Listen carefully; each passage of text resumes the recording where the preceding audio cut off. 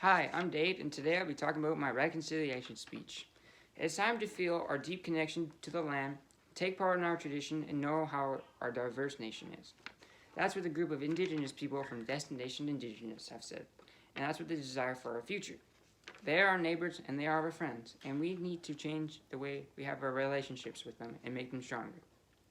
Canada has become a multicultural and a multilingual country. We are the generation that will make up our future, and it's up to us to decide how we want it to look. First peoples have had to suffer a lot, and they deserve the opportunity to share the way of life.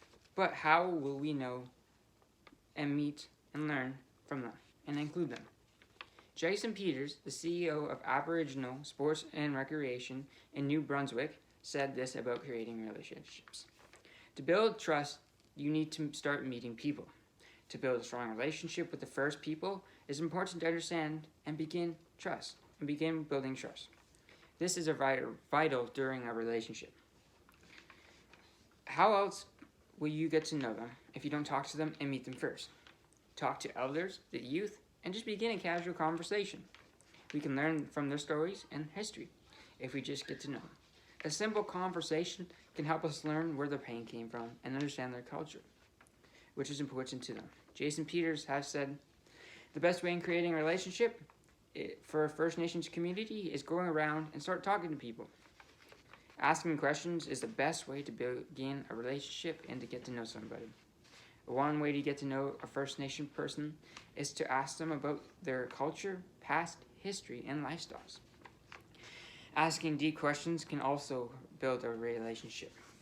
Here is one story from a survivor who fought to survive with her language. Lillian Ellis, an 8-year-old girl during the 1950s, was forced to go to residential schools in the Northwest Territories.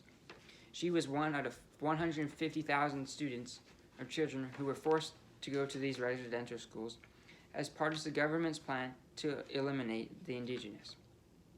Lillian did not know one word of English, but she was not even allowed to speak her native tongue. Lillian did everything she could to keep her language, and she declared this: "They can take my pride, but they cannot take my voice." She was able to keep her language and by translating for her family members. Lillian became an advocate and a teacher, but overall, she was a survivor. If we didn't ask questions, then we wouldn't know people like Lillian or her story.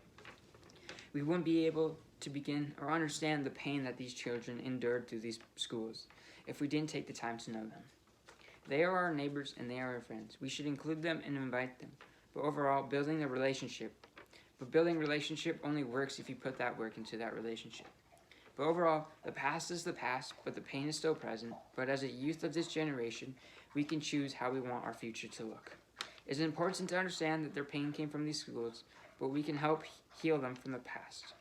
The Truth and Reconciliation Commission of Canada said this: "Restore what must be restored, repair what must be repaired, but overall, return what must be returned." Thank you.